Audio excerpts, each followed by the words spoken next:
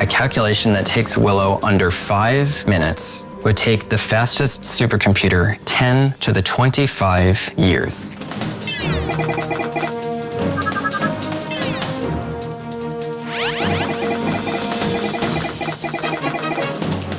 미래를 위해서 대학이 준비할 수 있는 것 중에 하나가 그런 인류 난제를 푸는 거고, 계산 능력이 강력한 도구가 된다면 그것을 확보하는 것이 이제 중요하겠다.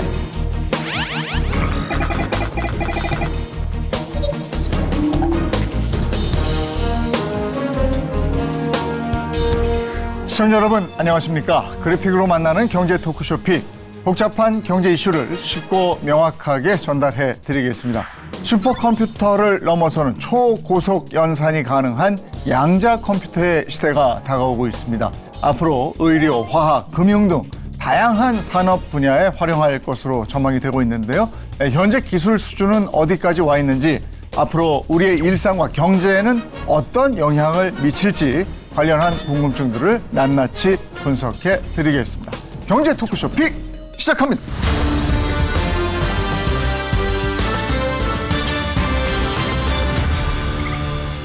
네, 오늘 함께해 주실 분들 소개해 드리겠습니다. 양자 컴퓨터를 연구 중인 고려대학교 물리학과의 최은미 교수 함께합니다. 어서 오십시오. 네, 양자 컴퓨터 제조 전문 기업인 SDT의 윤지원 대표 모셨습니다. 반갑습니다. 그리고 오늘 이슈를 보다 쉽고 알차게 전해줄 이정호 기자도 함께합니다. 어서 오십시오. 네. 양자 컴퓨터에 대한 얘기입니다. 양자 컴퓨터 얘기는 많이 들어보셨을 텐데 이게 뭐지 하는 분 많으실 거예요. 양자 컴퓨터가 뭡니까? 간단하게 말하자면 양자역학적으로 동작하는 컴퓨터입니다. 양자역학에서 상당히 유명하고 또 유니크한 성질이 양자 중첩과 양자 얽힘이 있는데요. 양자 컴퓨터는 이 양자 중첩과 얽힘을 사용해서 연산을 수행하는 컴퓨터라고 보시면 됩니다. 기존 컴퓨터, 저희는 이제 고전 컴퓨터라고 많이 부르는데요. 고전 컴퓨터는 이제 정보의 기본 단위가 비트고, 비트는 0과 1의 값만 취하죠. 그래서 이 0과 1의 값을 가진 비트로 저희가 뭐 다양한 게이트, 뭐 더하기, 빼기 이런 이제 게이트를 이용을 해서 연산을 수행하는데, 양자 컴퓨터에서는 일단 정보의 기본 단위가 큐비트, 양자 비트 해서 큐비트고요.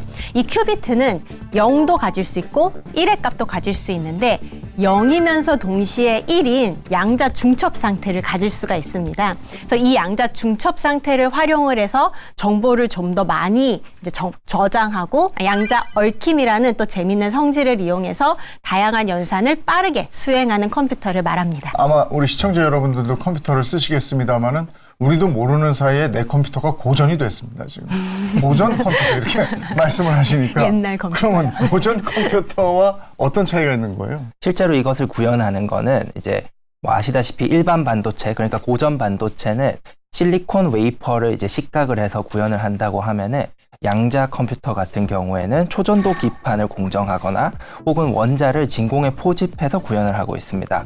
그러다 보니까 이 양자적 현상을 잘 만들어내기 위해서 극좋은 환경도 필요하고요, 초진공 환경도 필요한 이런 구조를 가지고 있고요. 아직까지는 이제 개발의 초기 단계이고 산업과 가치 사슬이 만들어지고 있어서 지금 모든 것들이 잘 짜여진 그 고전 반도체에 비해서는 아직 따라갈 길이 멀다, 이렇게 이해해 주시면 좋겠습니다. 그러니까 오늘 지금 나와주신 두 분, 교수님은 이 양자 컴퓨터를 연구하시는 거고, 그다음에 대표님은 이걸 만들어요? 만들고 있습니다. 직접 제조를 하시는 거예요? 네. 알겠습니다. 구글이 공개한 양자 컴퓨터가 있는데 뭐 10여 년 동안 계산해야 되는 것을 단 5분 만에 계산해냈다, 이렇게 들었습니다. 이번에 구글이 윌로우라는 자체 개발한 새로운 칩을 공개를 했는데요. 이 칩을 이제 두 가지 칩을 동시에 이제 공개를 했는데, 먼저 첫 번째 칩은 연산의 오류를 획기적으로 줄였습니다. 양자 컴퓨터에서 큰 이제 과제 중에 하나가 오류가 크다는 점인데요. 이번에 구글이 발표한 칩은 여러 개의 큐비트를 하나의 묶음으로 논리 큐비트라고 저희가 부르는데, 논리 큐비트로 묶어서 이 논리 큐비트로 이제 에러를 계산을 했을 때 에러가 저희가 이론적으로 어느 오류값 이하면 이제 우리가 보정을 하면서 큐비트의 개수를 계속 늘릴 수 있다라는 이론 값이 있는데요. 그 이론 값보다 낮은 에러를 달성을 해서 상당히 이슈가 되었고요. 그리고 두 번째 결과는 말씀하신 것처럼 기존의 이제 슈퍼컴퓨터 있죠. 우리 네. 전 세계에 있는 가장 파워풀한 슈퍼컴퓨터가 무한대의 메모리가 있다고 가정을 해도 정말 10의 25승면이라는 어마어마한 시간이 걸리는 어떤 계산이 있는데 그 계산을 본인들의 양자 컴퓨터로 돌렸더니 5분 만에 풀었더라라는 거를 공개를 했습니다. 야, The results are pretty surprising.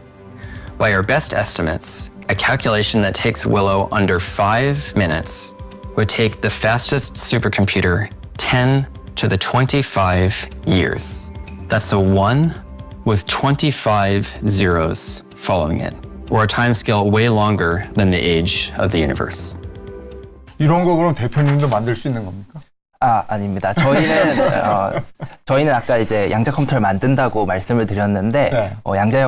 양자 컴퓨터도 이제 가치 사슬이 있는데 그 중에서 이제 QPU 같은 거는 구글이라던가 이제 저희는 미국 회사들을 의존을 하고 있고요. 이제 나머지 부품들을 가지고 이런 정도 수준으로 구현된 QPU를 소비자들이 사용할 수 있게 구현을 하는 게 저희 역할입니다. 큐비트 개수가 많아지면 많아질수록 과거에는 이제 오류가 더 많아져서 컴퓨터로 쓸모가 없을 거라고 이제 많이 걱정을 했었는데요. 그걸 이제 실제로 구현을 하다 보니까 산업적으로 봤을 때는 이 분야에 더 투자를 해도 충분히 결과가 나오겠구나라는 그림을 보여줘서 지금 많은 사람들이 관심을 가지고 또 열광하는 것 같습니다. 이 양자 컴퓨터가 다른 나라 얘기인 줄 알았는데 얼마 전 뉴스 보니까 우리나라에도 와 있잖아요, 지금. 네, 연세대학교가 이제 국내로서는 최초고요. 대학으로서는 전 세계 두 번째로 이제 양자 컴퓨터를 도입을 했는데요. 그 의미와 활용 가능성에 대해서 한번 알아봤습니다.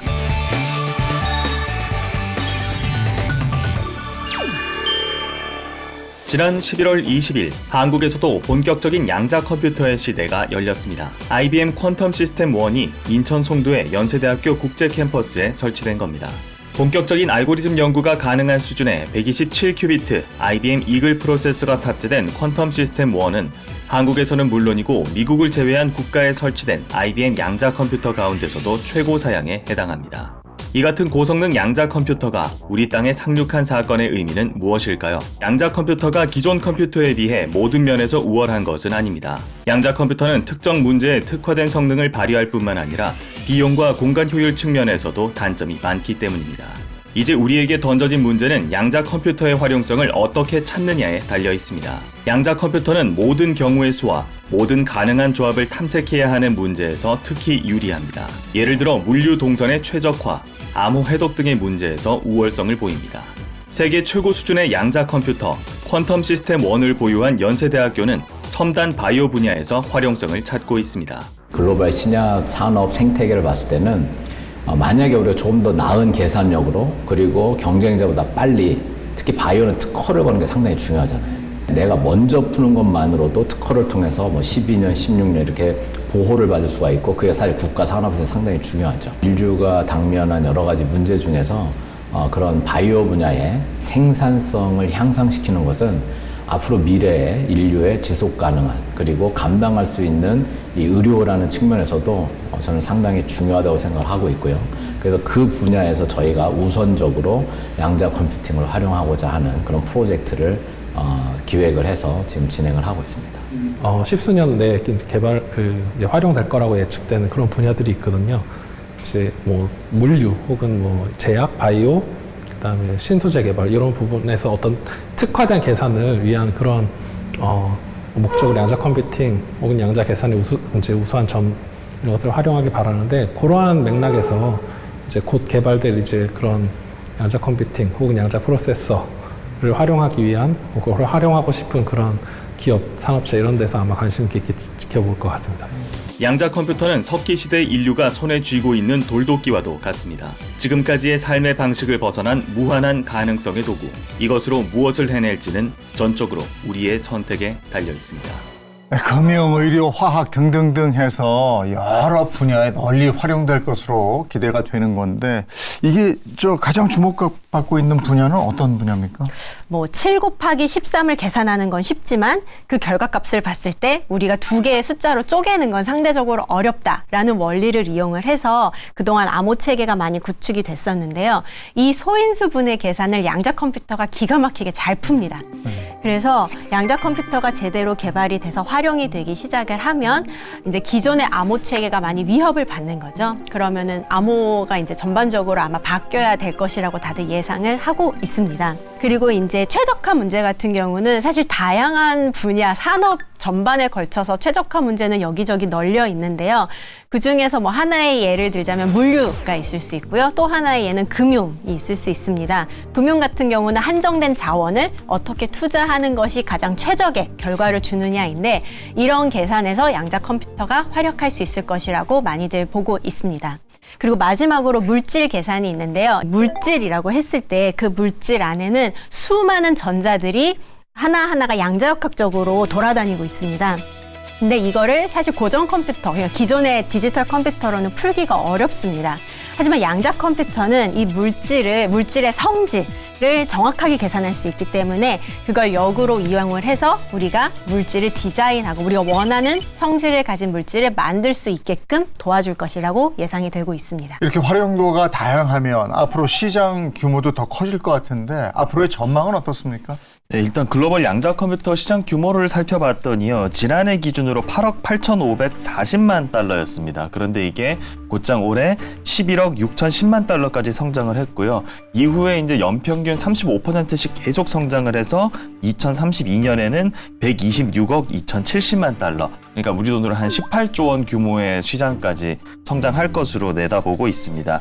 따라서 한동안 인공지능에 초점이 맞춰져 있었던 빅테크 사이의 경쟁이 이제는 양자 컴퓨터 경쟁으로 옮겨가는 것 아니냐라는 전망도 나오고 있는 상황입니다. 이렇다 보니까 세계 각국의 양자 컴퓨터 개발도 아주 치열할 것 같은데 현황이 어떻습니까? IBM도 초전도 기반 양자 컴퓨터를 개발하고 있는데요. IBM 같은 경우는 작년에 1000큐비트 이상의 이제 큐비트를 가진 양자 컴퓨터를 이제 발표를 했습니다. 초전도 큐비트 이외에도 다양한 시스템에서 양자 컴퓨터가 개발이 되고 있는데요. 중성 원자 하나하나를 큐비트로 사용하는 중성 원자 기반의 양자 컴퓨터 같은 경우에도 작년에 1000큐비트 이상의 양자 컴퓨터를 공개를 했고요.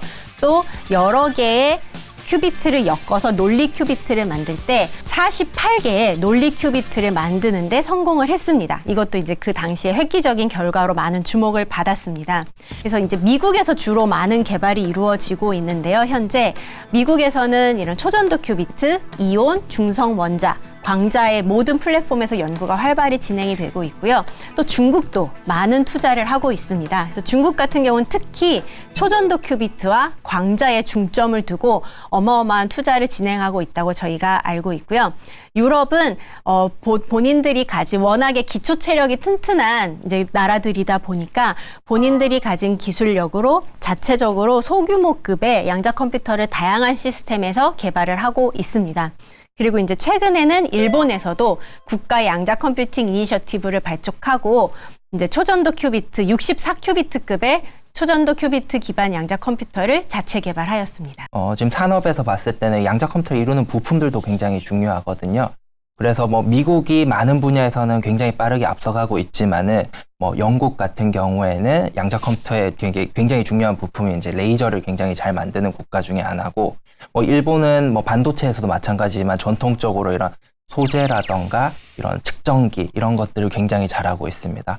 그리고 굉장히 특이한 게 핀란드는 뭐 노키아로도 유명하긴 했었는데 지금 양자 컴퓨터에서는 거기 들어가는 극저온 냉동기라던가 칩을 공정하는 기술이라던가 이런 그 키 기술들을 많이 확보를 하면서 이쪽 분야에서 굉장히 두각을 나타내고 있는 국가입니다. 네. 그렇다면 이제 우리나라가 궁금해지는데요. 우리나라의 양자 기술 수준은 어느 정도입니까? 이제 뭐 글로벌 경쟁력에 대해서 우리 정부도 좀 파악을 하고 있는 상황인데요. 지난 6월입니다. 우리나라의 양자 컴퓨팅 기술을 주요 12개국과 비교한 자료를 우리 과학기술정보통신부가 내놨는데 그 결과가 조금 충격적으로 나왔습니다. 가장 기술 수준이 높은 국가인 미국을 만점으로 놓고 100점으로 놓고 봤을 때 한국의 점수가 한 2.3점에 불과한 걸로 나타났어요. 미국의 수준이 좀 아득하게 높은 거는 이제 차치하고서라도 이제 중국이 35점, 그리고 독일과 일본이 각각 28.6점과 24.5점에 달하는 걸 생각하면 우리 좀 절대적 수준이 많이 부족한 상태다라고 볼 수가 있겠습니다. 양자 통신 부분과 그리고 센싱 부분에서도 우리나라는 2.9점을 기록해서 최하위 수준인 것으로 나타났습니다.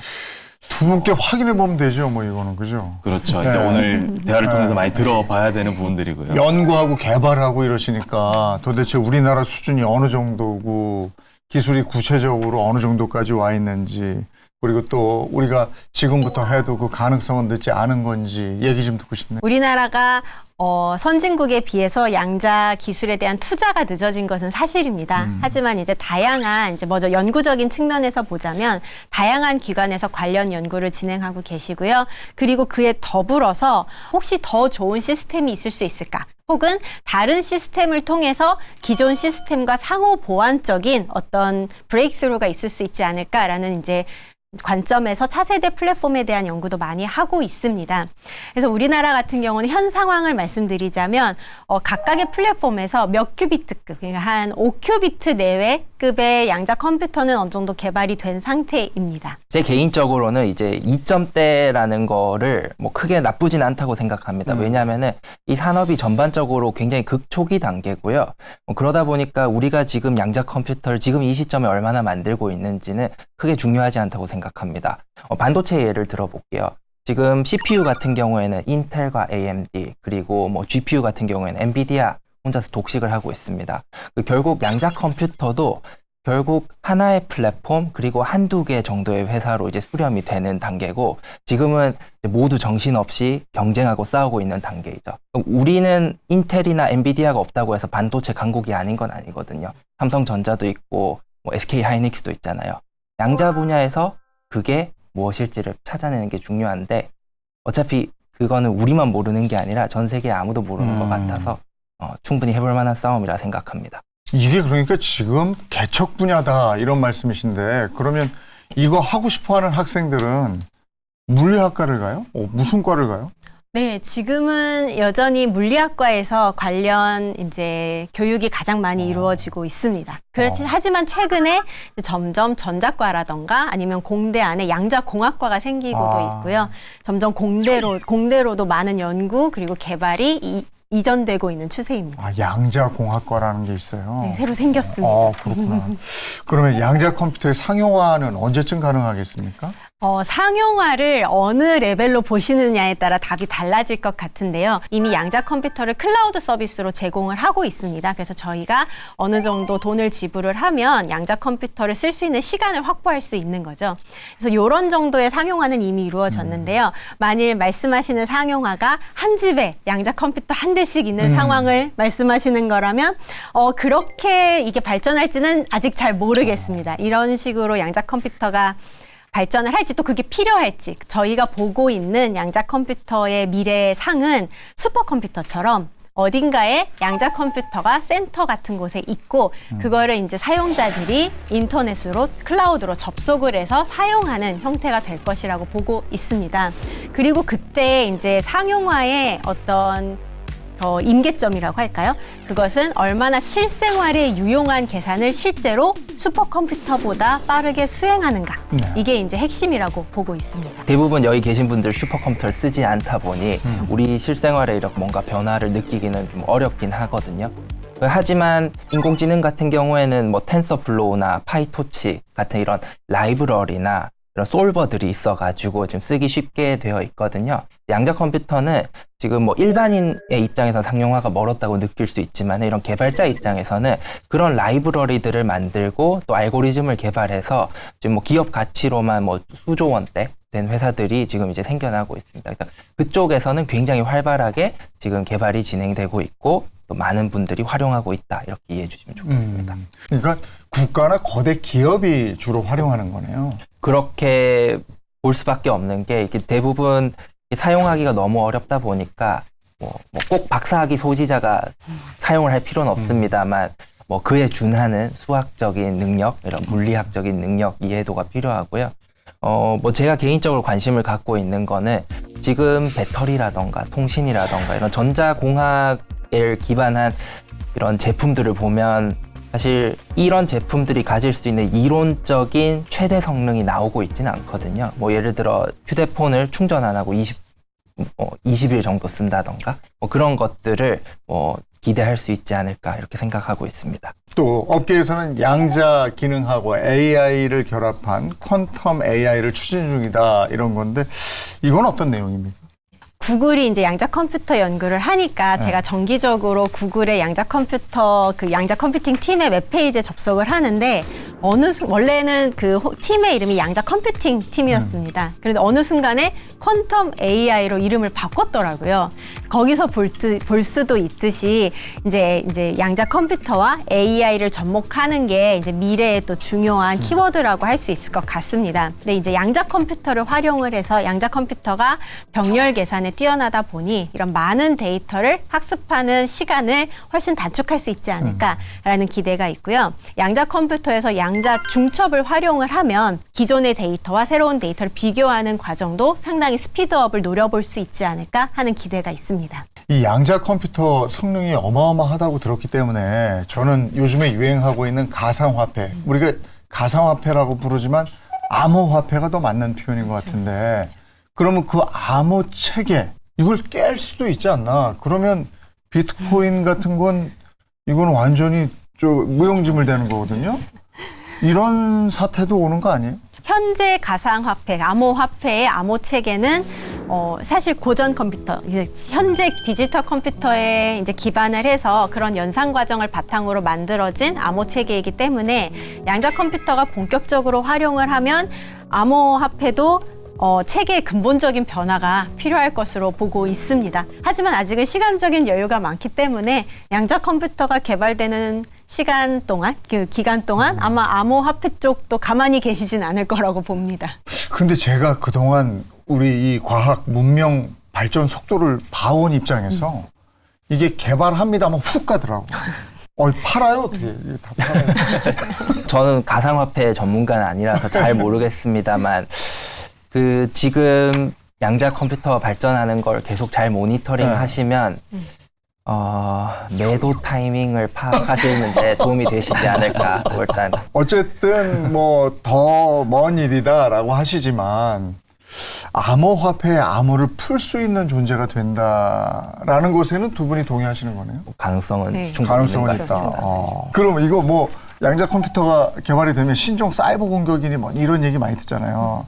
이런 것에도 어느 정도 영향을 미칠 수 있겠네요. 어느 정도가 아니고 절대적인 영향을 미치겠는데요. 네, 사실은 양자 컴퓨터를 보유하고 있으면 나중에 이제 암호 체계를 위협할 수 있는 충분한 가능성이 있습니다. 그렇기 때문에 모든 나라의 국방부에서 관심을 가지고 있고요. 나중에는 양자 컴퓨터의 유무, 그 나라건 기업이건 개인이건 양자 컴퓨터를 가지고 있거나 접속할 수 있느냐, 그리고 그 양자 기술을 가지고 있느냐에 따라서 그 나라, 그 조직의 보안 수준이 결정될 것이라고 생각합니다. 해커들이 제일 관심을 갖는 것 중에 하나가 뭐냐면 뭐 영어로 표현하면 Harvest Now, Decrypt Later라고 해서 지금 일단 정보를 다 수집하고요. 수집한 정보들을 그냥 가지고 있다가 양자 컴퓨터 완성이 돼서 이 체계를 뚫어버리자 이런 식으로 생각을 하고 있거든요. 지금 빠르게 그 양자 컴퓨터 시대를 대비한 암호 체계들을 개발을 하고 있고 또 적용을 하고 있는 일부 사례들이 보이고 있는 것 같습니다.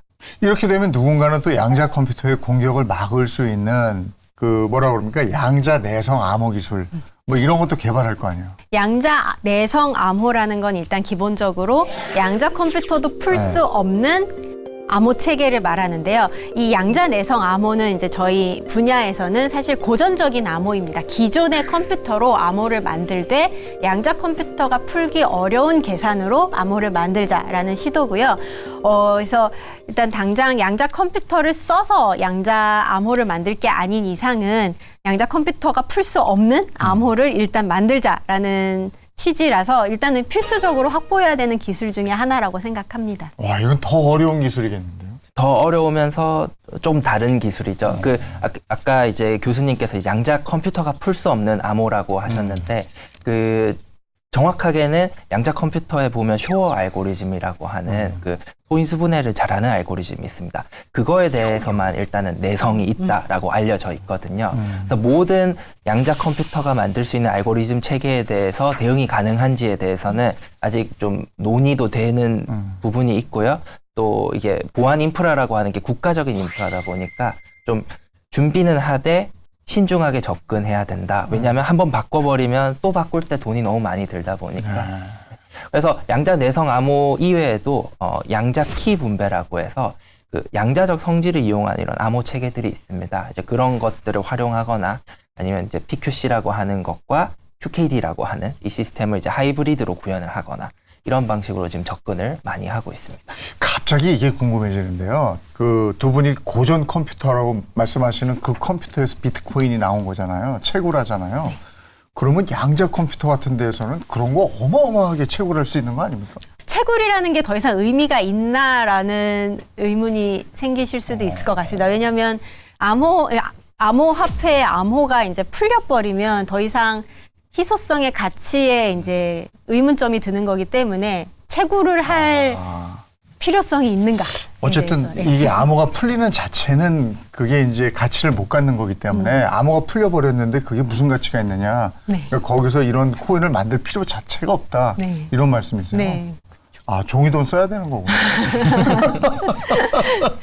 그래서 이제 다른 암호 체계 많이 만드시겠죠. 우리 전문 인력 양성은 지금 어떻게 돼 있습니까? 네, 이 분야 인력이 부족한 상황입니다. 그것은 이제 지금 현실이고요. 그리고 이제 분야 특성상 정말 양자 기술의 핵심, 이제 특히 하드웨어의 핵심 기술을 가질 수 있는 인력은 양성을 하는데 시간이 좀 많이 걸리는 편입니다. 양자역학을 이제 결국 다 알아야 되니까요. 응용 측면에서는 사실 양자역학의 원리를 하나하나 다 아실 필요는 없습니다. 저도 컴퓨터 많이 쓰지만 컴퓨터 안에서 CPU가 어떻게 비트로 계산을 하는지 잘 모르거든요. 하지만 컴퓨터 다 쓰고 있잖아요. 그런 식으로 어려운 양자역학을 다 모르더라도 양자 기술을 활용은 할 수 있기 때문에 이 경우에는 양자가 어렵다는 인식이 지금 장벽이라고 생각을 합니다. 그래서 더욱더 많은 사람들이 먼저 양자 기술에 관심을 가지고 어렵다는 인식을 조금 내려놓으시고 관심 가지고 계속 보시면 조금 더 많은 사람들이 양자 기술을 응용할 수 있지 않을까라고 생각을 합니다. 정부에서도 인력 양성을 위해서 관심을 가지고 있긴 있는 거죠? 네, 관심을 갖고 있지만 아무래도 정부가 하는 일은 이제 롱텀의 뷰를 갖고 하다 보니까 저희 회사 같은 경우에는 저희가 직접 하고 있습니다. 뭐 전자공학이나 기계공학 출신 이런 엔지니어들은 사실 대한민국에서 구하는 게 크게 어렵진 않다 보니까 이제 그런 분들을 저희가 채용을 하고 다양한 과제들을 대학교와 연구소와 함께 하면서 뭐 일종의 양자 전환이란 걸 하고 있습니다. 영어로 얘기하면 이제 퀀텀 트랜스포메이션이라고 해서 기존의 이제 전자공학, 기계공학을 이제 양자공학을 할 수 있는 엔지니어로 만들고 있습니다. 그리고 또 이건 굉장히 좀 현실적인 얘기인데 아직 우리나라의 병특 제도가 잘 되어 있어서 아직 양자 인재들은 많은 부분 해외에서 이제 길러지고 있거든요. 이제 그런 분들이 군 생활하기 위해서 저희 회사에서 많이 이제 뭐 채용을 하고 있습니다. 산업체? 좋네요. 전문연구요원이라고. 전문연구요. 네. 순기능이네요. 네, 저도 사실 한국에 그렇게 돌아왔거든요. 대표님 뭘 전공하신 거예요? 저는 MIT에서 물리학과 전자공학을 전공했습니다. MIT 출신이세요. 네. 교수님은 계속 이제 물리학 네, 전공하셨어요? 저는 계속 물리를 했습니다. 예. 우리나라의 양자기술 연구 지원 현황은 어떻습니까? 우리나라가 2022년에 드디어 이제 12대 국가 전략 기술로 양자를 지정을 했습니다. 네. 그래서 그 해부터 국가 주도 연구비가 이제 늘어났는데요. 그리고 이제 작년에 이제 통칭 저희가 양자법이라고 불리는 이제 새로운 법안이 국회를 통과를 했고 올해 11월부터 시행이 됐습니다. 그래서 이 이제 법에서 양자 기술을 국가의 이제 중요한 기술로 분류를 하고 이를 촉진하기 위한 다양한 정책적인 지원을 하겠다라는 내용이 포함되어 있습니다. 이제 후발 주자기 때문에 아무래도 일단은 어느 정도 선진국의 기술을 따라잡아야 된다라는 이제 과제가 있다 보니까 미션 중심의 이제 큰 과제들이 많이 나오고 있습니다. 그래서 이제 그런 과제들도 필요해서 이제 많이 진행이 되고 있고요. 근데 이제 관련해서 이제 그런 큰 과제들이 나왔을 때 어떻게 이제 개별적인 뭐 연구자들이 어떻게 참여할 것인가 이런 세부적인 내용들은 이제 지금 맞춰가고 있는 상황이라고 할 수 있을 것 같습니다. 예산 지원은 잘 됩니까? 이번에 뭐 예산 깎이진 않았겠죠? 앞으로 더 많이 지원해 줄 것으로 생각하고 있습니다. 일단 과기부 발표에 의하면 내년도에 약 한 500억 원 규모의 그 양자 컴퓨터 도입 사업을 발표한다라고 얘기도 했고요. 또 뭐 단연간이겠지만 이제 플래그십 과제라고 해서 약 3천억 원 규모의 중성원자 그리고 초전도 양자 컴퓨터 만드는 국책 과제를 만든다고 했기 때문에 뭐 저희 같은 이런 산업에서는 굉장히 기대하고 있습니다. 양자 기술을 연구하고 개발하면서 느끼는 한계점 같은 건 뭐가 있습니까? 저희 이제 연구를 하다 보면 많은 장비라던가 이런 장비가 필요한데 대부분의 연구에 쓰이는 장비가 아직까지는 해외에 의존을 하고 있습니다. 그러다 보니 환율에도 영향을 많이 받고 납기도 길고 서비스를 받기도 너무나도 어렵습니다. 그래서 이런 장비들의 국산화가 정말 시급하다고 생각을 합니다. 방금 교수님이 말씀하신 부분을 저희가 열심히 하고 있고요. 저희가 느끼는 한계점에 대해 말씀드리자면은 사실 뭐 특별하진 않은 것 같습니다. 이게 어딜 가나 이게 어렵고 그 이유가 뭐냐면 이제 양자 컴퓨터를 만든다라는 게 단순하게 이런 공학적 접근이 아니라 아직 우주가 인류에게 보여주지 않은 어떤 그런 특별한 점들을 찾아내야지만 되는 문제거든요. 그러다 보니까 이게 제가 미국에 이제 학교를 다닐 때도 어려웠고 그 친구들한테 연락해보면 지금도 여전히 어렵다고 하니 저희만 느끼는 한계점은 아닌 것 같아요. 근데 이건 이제 학문적인 얘기고 이제 산업적인 관점에서 봤을 때는 한계점은 좀 정의하기 나름인 것 같습니다. 물론 미국이 우리나라에 비해서 압도적으로 잘하고 있습니다만 미국에서 역으로 이제 저평가받는 영역이나 아니면 관심이 적은 분야 중에 우리나라가 훨씬 더 잘할 수 있는 분야들이 있는 것 같거든요. 그래서 뭐 양자 얘기하는데 왜 다른 전통적인 산업을 얘기하나라고 얘기할 수 있지만은 이제 반도체나 원자력 이런 2차 전지 같은 데서 우리나라만의 살 길을 찾았거든요. 양자도 사실 그걸 찾아낸다고 하면은 역으로 한계점을 산업적인 이런 성장의 발판으로 만들 수 있지 않을까 이런 생각을 하고 있습니다. 교수님 이제 학교에 계시니까 인재들을 발굴하고 육성하는 데 관심이 많으실 거니까 이쪽 분야의 우리나라 인재 양성과 기술 발전을 위해서 이런 건 필요하다. 요건 했으면 좋겠다 하는 거 얘기하면서 마무리할까요? 네.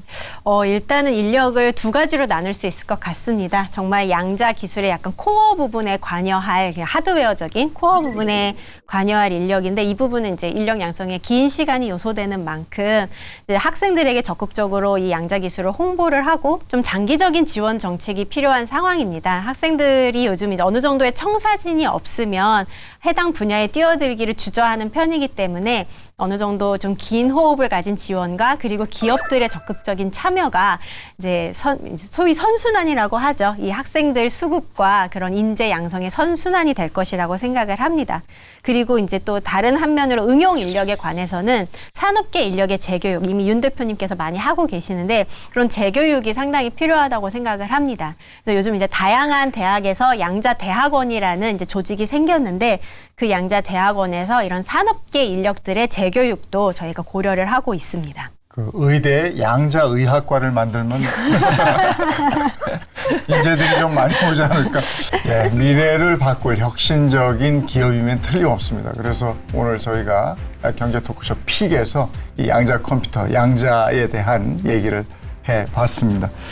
교수님과 대표님이 얘기하실 때 저도 고개를 끄덕끄덕 했습니다만 잘 모르는 일이 쳤기 때문에 이 분야에 더 관심을 갖고 우리도 한번 꾸준히 지켜봄직한 분야가 아닌가 싶습니다. 자, 오늘 경제 토크쇼 픽 여기서 인사드리겠습니다. 고맙습니다.